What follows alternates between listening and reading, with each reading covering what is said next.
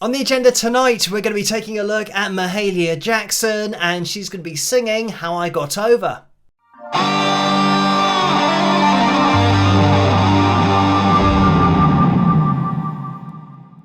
Hello, Phil here from Wings of Pegasus, and welcome to another analysis video. If you enjoyed this video, please give it a thumbs up and subscribe.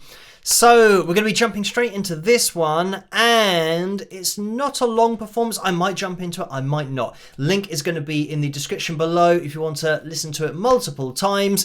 But let's get Mahalia up on screen, and this is going to be the release, the official release, rather than a live performance. But of course I have run her vocal through the pitch monitoring software so that we can take a look at it. But let's see how she gets on.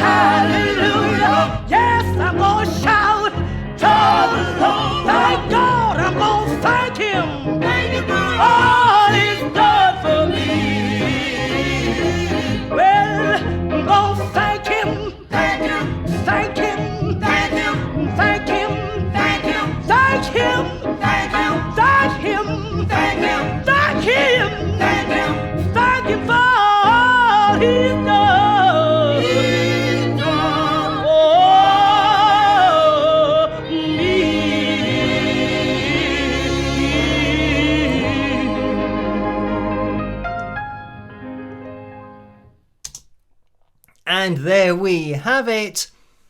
So Mahalia certainly doesn't hold back with her vocal performance here. I mean, just belting in chest voice the whole way through. It's so expressive.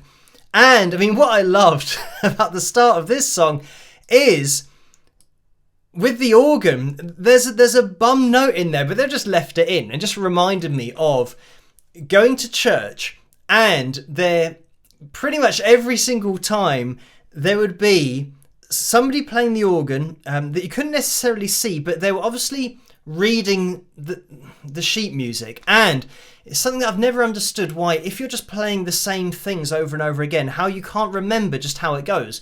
But anyway, they're reading this sheet music, and there's always bum notes happening because they're either not very good at reading, or they can't play it and read it quickly enough. But we had that in the intro here. Let me try and find it. No. So there. I don't know whether you'll hear that right at the end. Maybe I'll do it in slow motion. So accidentally hitting a note that shouldn't be in there. So, I mean, I love that it's still in there because it gives it, certainly from my experience, it gives it that kind of feel of going to a service, and that kind of thing does happen. But when her vocal starts up, obviously we've got backing vocals in there as well. So with the pitch monitoring software, you will see it picking up lots of different voices.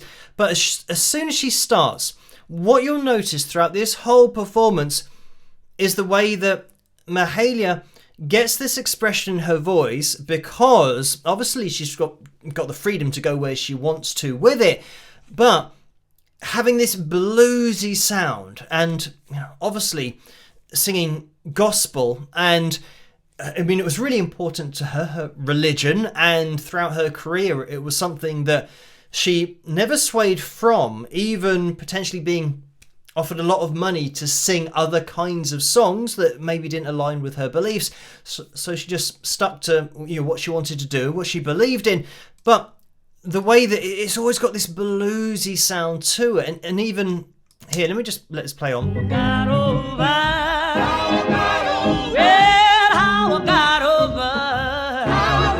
This kind of thing where, going really into that minor and blues place where she's not going to be hitting lines. And this is the huge thing about it, that when she's really accurate vocally over these lines, with vibrato, that gives you the light and shade. But when she puts in the emotion and that little bit of expression, it's always going to be slightly under the note. So it's going to have that more somber sound to it, and place it in a different position emotionally, so that when you're listening to this and not analysing and looking at lines, it'll hit you in that place that's more bluesy. It's more withheld. Freedom means that you get the expression, because it means that we're not going to be edited here. It's just a purely natural voice. Well, my soul can wonder how I got over. Lord, how I got over. I mean, great example here with the D sharp 4. Na na na. She's not hitting that on standard tuning. She's quite substantially flat here, but she actually descends. You can see the peaks here just keep on going further and further down to then the D4, but then we end on the D sharp 4. So this is all expression, allowing the pitch to descend. And have a listen to this again. Lord, how I got over. And the way that when she's going, it's almost like that. Not as exaggerated, because I was singing the semitone below, but she started up here, the D sharp 4 is there, and she kind of almost slides down like that with her voice, but then goes up to the D sharp 4. This is only something that you can do when you're listening to a natural voice, but where the voice has been given that freedom to kind of go between notes, those microtones that I'm always on about. Where the expression comes from, the microtones, the space between these lines. Well, how I got over. My soul back and wonder how I got over. Yeah, I mean, there's so much going on here again. You'll see this kind of thing again, the D sharp 4 and the D4 between the notes here. So just full of expression. Well, just soon as I see. I mean, I don't want to stop this every second, but there we had this, the slide up, and it actually started the vibrato before we even made it to the note. Well, kind of like that. I mean, it's so cool. Obviously, it's high for me because I'm a guy, but just having that freedom to slide up and not go, well, and kind of start straight on the note, because that's bland. There's nothing in that. You know, singing notes straight like that, even though you hear that all the time nowadays because of pitch correction, but sliding up to it will just give it something totally different. Let's listen on. just soon as the sweet can chill. And even there, yeah, A sharp 4, just ever so slightly kind of off being between notes. So it's always amazing looking at great vocalists, and you know, when we're talking about one of the greatest vocalists of all time, and that's something that Mahalia would certainly fall in that bracket of just having an amazing voice and a voice that's full of emotion and expression. And then when you're looking at how accurate they are, when we're looking at this kind of graph, it's amazing how they're just pretty much all over the place, apart from held notes with vibrato where they will slide into them, and they're always just checking in. So this G sharp 4, just bang on. The D sharp 4, pretty much bang on. We ascend through the line, but great singers check into pitch. They're not always perfect because great singers have expression. So this is why you see this kind of thing all the time, just happening between these lines.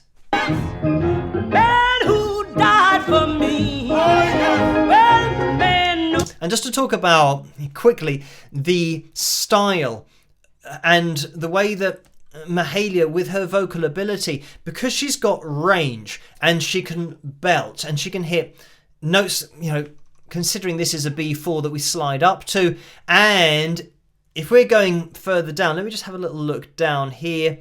You know, you'll see the lines slide down here, you know, A sharp 3 and A3, and going up here again, you know, the B4, we're going over an octave higher and an octave lower. So we've got that octave's worth of range that happens in just single vocal phrases. So have a listen to this. Man who died for me. So we've got this na na na na na. It's kind of, you know, going all the way through the octave, but not from a verse into a chorus. It's just happening in one vocal phrase. So that's something that great singers, and especially when you're talking about great gospel singers like Mahalia, she's got this range in order to do this, to hit runs that will span an octave. And, you know, think nothing of it because she's got that vocal ability. Whereas just spanning an octave from a verse to a chorus, I've said before, having the ability to do that is great. And, you know, great singers can do that. I'm just going to take down the accompaniment so that we can hear Mahalia's voice a little bit more clearly. Well, the man who bled and suffered, you know he hung on Calvary. I mean, once you hear her voice isolated like this, you get a sense of the power and that chest voice and what she's putting into I'm gonna thank him for how he brought me. I'm gonna thank him for how he taught me.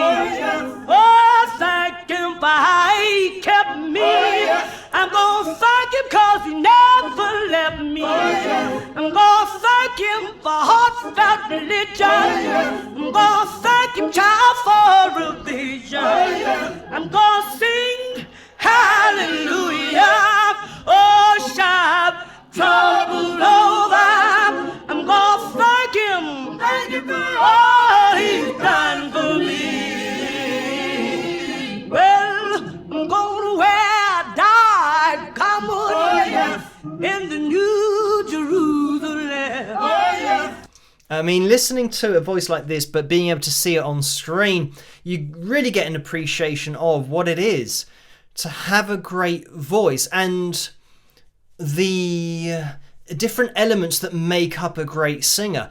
Because when people are learning to sing and practicing hitting pitches, you've got to take into consideration that a voice like this is being accurate, but not all the time. So you want to make sure that throughout a performance, you're drifting over these lines regularly, but not to the point where it starts taking over your performance, where you're now worried so much about hitting lines that you don't allow this kind of thing to happen, where you have that more bluesy sound to it because we're slightly flat. So, I mean, it's great. As we kind of scroll through, again, like I said, checking in with pitch, the G sharp 4. Any note that is held, she's going to be really accurate with, but still have the freedom to be slightly off now and again, which is great. And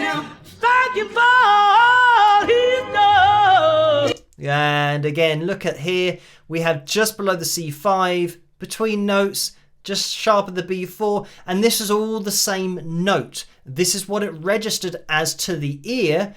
So again, we descend and then we go back up to pretty much where we started, but all of that variation just in that one note. Listen again.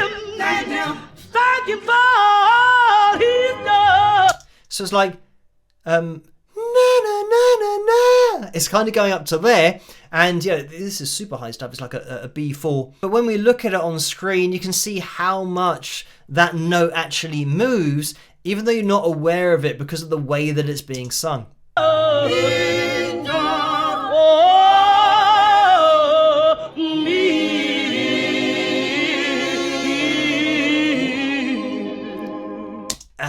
And listen to that at the end. This, between the notes, but flat of the D sharp 4, and this is why it sounds like this.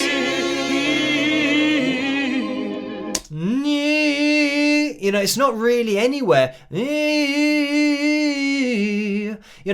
just allowed to kind of float under because of the way that she's obviously finishing the song, but the feeling that she's putting into that it's the end now, and it's kind of just letting it all out and not worrying about where that pitch is falling.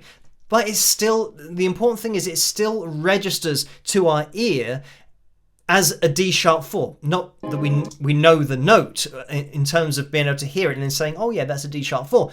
But that kind of slide up, even though it's kind of between notes. And again there, I mean, I love that delay, that little slide up, and then it kind of loses it at the end. But yeah, I mean, great control. But before I finish this video, I do want to mention a little bit about Mahalia's career, because she had such a long and successful career, but she was singing for so many years before she got a break, because she signed her first record deal when she's 36, in and around that kind of age, where she'd been singing for many, many years. And she was born in 1911. Thankfully, in her 30s and late 30s, she got a little bit more recognition and then started to make a little bit more money from music, and would not only perform to black audiences but white audiences as well. This is the other thing to mention about back in these times. Racial segregation was something that was the norm, and it was accepted. So it was in 1947 that she got her big break, and a song that she released called Move On Up a Little Higher that sold around 2 million copies, so it was a huge hit. And from that, she then went on to perform at John F. Kennedy's inaugural ball, and that was in 1961. So that was a lot later on. Actually, before that, 1954 is when she signed with Columbia Records, and that was for a sum which is the equivalent today of $500,000 a year. So it was not just for 1 year. I think it was maybe a 4-year contract, something like that. So by that time in the mid 1950s, she was doing very well. And at the time, I remember reading that she was asked whether she could read or write music, and she said that no, she couldn't, and it's just something that happens, and she just finds the notes and she just sings what she's feeling. And from what I was reading, it's almost like people couldn't believe that she could sing like this but not be able to read or write music. And I always find it quite entertaining when people don't understand that the language of music isn't something that you learn to read or write first. It's something that you are, especially in Mahalia's life, brought up with. Song is something that is just in the family, and you just learn to sing and express yourself in exactly the same way that we learn to talk and communicate. We don't learn to write it first, and now I can now talk because I've written down what I want to say. You just say it, and that's very much the impression that you get with great singers. Mahalia is just a great example of somebody that has that ability to vocally extemporize and just emotionally communicate with an audience because of the way that she's singing. That she is singing what she believes in, and you can definitely appreciate that. And it's certainly something that comes across like that, because you can tell it's just 100% genuine. And everything is just totally authentic with her voice. Having the connections with John F. Kennedy as well, of course, it means that her voice could be put out there, and she'd use that to good effect to really put across her beliefs, and also her beliefs in a political sense and fighting for people's rights. But anyway, thank you guys for requesting to take a look at Mahalia Jackson. I hope you guys have enjoyed this video. As always, keep those suggestions and requests for future videos coming in the comment section below. If you did enjoy this video, please give it a thumbs up and subscribe. As always, let me know what you guys think, and I will catch you guys at the next one. Rock!